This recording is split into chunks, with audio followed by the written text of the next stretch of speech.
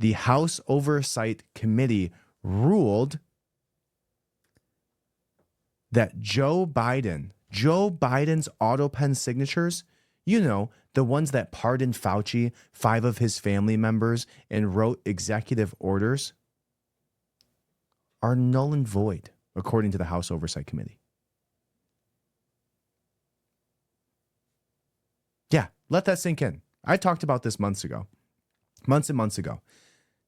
I have a video of it. You can go watch it. It's on my story right now because it was a little like, hey, by the way, I was right. This could be the biggest political scandal in history if every single one of the things signed by Joe Biden's Autopens get turned into a null and void charge. So what I did is there's a 100-page document from the House Oversight Committee called the Biden Autopen Presidency, Decline, Delusion, and Deception in the White House. There's 100 pages. You can go find it. I can link it for you. You can find it at oversight.house.gov. And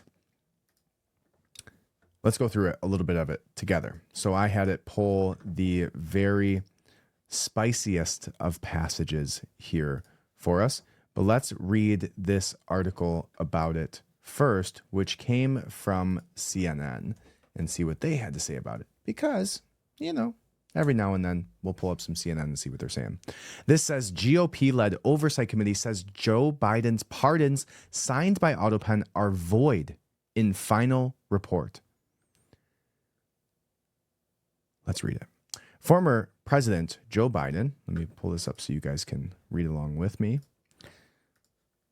Right, here you go. Former President Joe Biden experienced such cognitive decline while in office that it remains a serious question as to whether he was aware of the substance of the various pardons communications signed in his name via Autopen. The GOP-controlled House Oversight Committee asserted in a letter it sent to Attorney General Pam Bondi, urging her to consider whether that clemency might be invalid and to take action for potential prosecution against some of Biden's aides. The committee deems void, it says, in quotations, President Biden's executive actions that were signed using the Autopen. And the committee determines that action by the Department of Justice is warranted to address the legal consequences of that determination.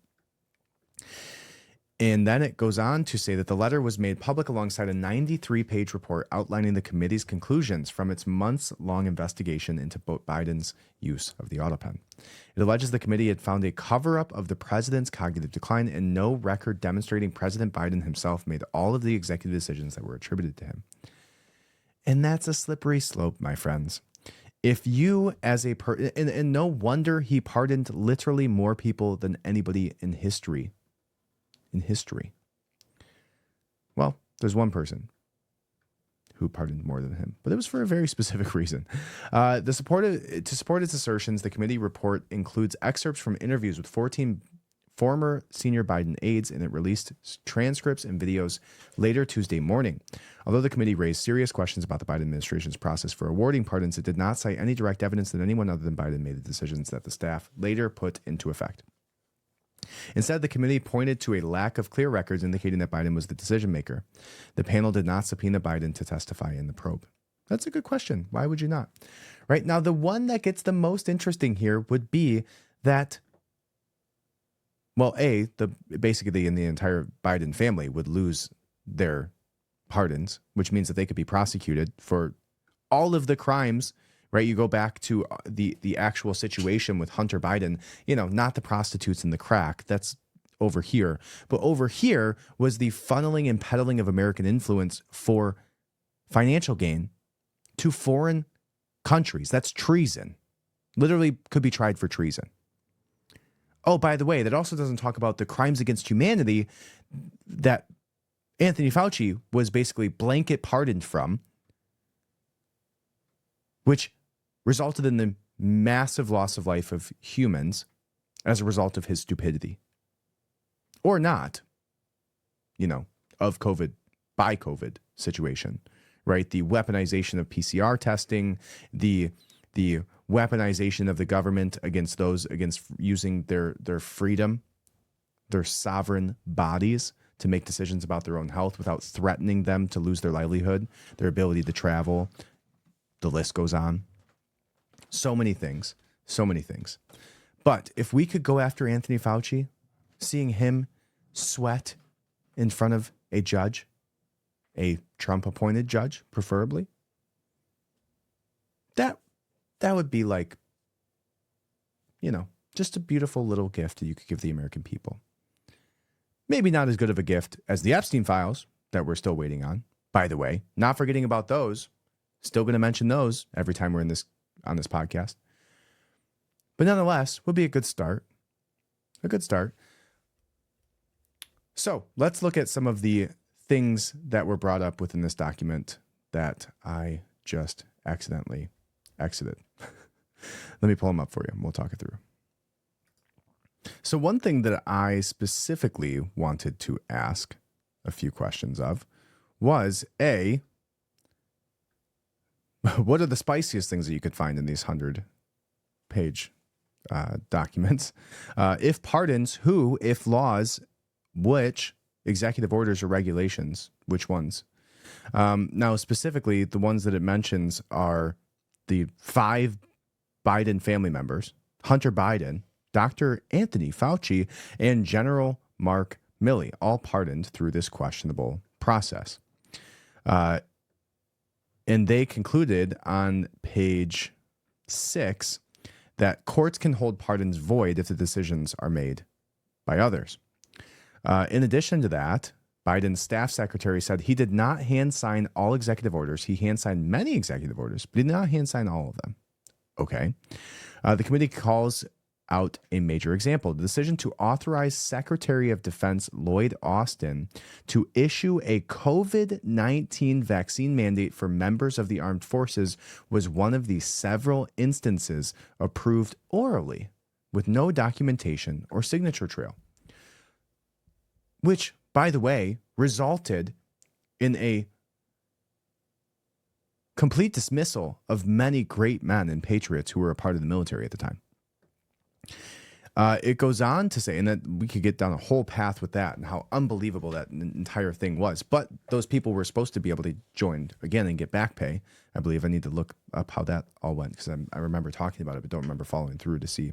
Other than that, what I wanted to know was essentially how long would it take if all of Joe Biden's Autopen signatures are null and void, including his pardon of Anthony Fauci. How long would it take for us to be able to actually see him in front of a judge and potentially go to jail?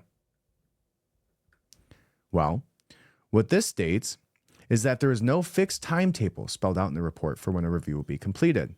But for somebody like Anthony Fauci, as one of the pardons and clemencies, if someone has been granted a pardon or clemency, prosecuting them to the same federal offense could implicate the doctrine of pardons, which historically are final once valid. If the pardon is found to be invalid, then theoretically the underlying offense could be reopened. But this is unprecedented territory and would raise deep constitutional questions about retroactive invalidation of a pardon. Yeah, but that's kind of the point, right? Like, this is an unprecedented situation where you're using technology to sign on behalf of a vegetable. Seems pretty straightforward that shouldn't be allowed. If the alleged misconduct, it says, involves state charges rather than federal, the presidential pardon power does not apply. Yeah, makes sense. Even if the review concludes void, the Department of Justice relevant prosecutors would need to open an investigation, gather evidence, issue indictments, and that takes time. So Anthony Fauci could Anthony Fauci be prosecuted quickly? Probably no. Unless the facts and evidence are extremely clear, the review determines clear unauthorized pardon, and prosecutors act rapidly.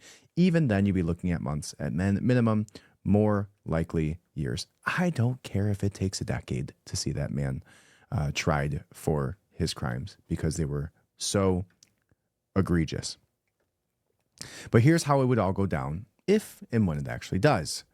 What would need to happen first? Voiding the pardon. So the verification phase. The Department of Justice or a special counsel would have to validate or invalidate the pardon.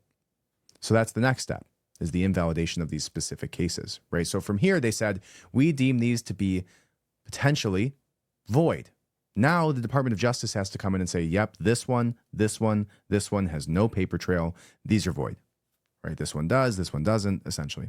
They'd examine the authenticity of the signature, contemporaneous approval records, emails, meeting notes, voice recordings, intent, whether Biden knew he was issuing that pardon.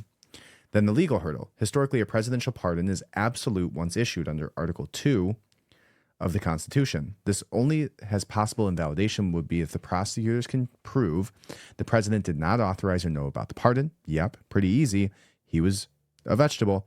The signature was forged, automated, or delegated. Yep, Autopen.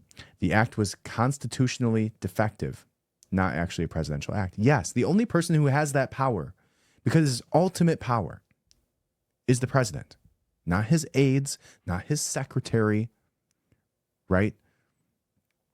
Just the president, not Monica Lewinsky, regardless of how long she was under that desk, just the president. It says this is unprecedented territory. No U.S. court has ever overturned a presidential pardon on authenticity grounds. Estimated time, 6 to 18 months. If the pardon is ruled invalid, then, so this is step 2, reinstatement of federal liability. The voiding would theoretically restore the government's right to prosecute Fauci for any alleged federal crimes that were covered by that pardon. Cool.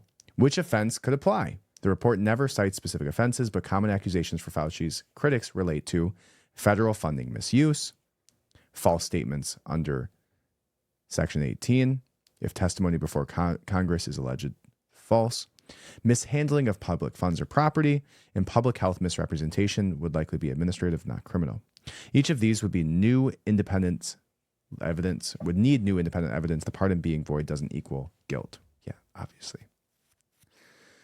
So it says, all in all, the practical pathway to prosecution would be a Department of Justice review, confirming the invalidity of the pardon, the case referral sent to the U.S. Attorney or Special Counsel, grand jury inquiry, subpoenas, depositions, and evidence, indictment decision for prosecutors filing charges, and then the trial and motions.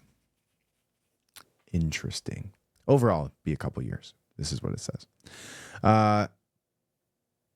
Well, I got time. Happy to wait. Would love to see, just the same way that we had the Johnny Depp trial, we should have the Anthony Fauci trial. And the Hunter Biden trial. One's good drama, Hunter Biden. The other is justice. Not saying Hunter Biden wouldn't be justice either, but just, it would be super entertaining. It'd be like the Jersey Shore of trials. Even more entertaining than Johnny Depp.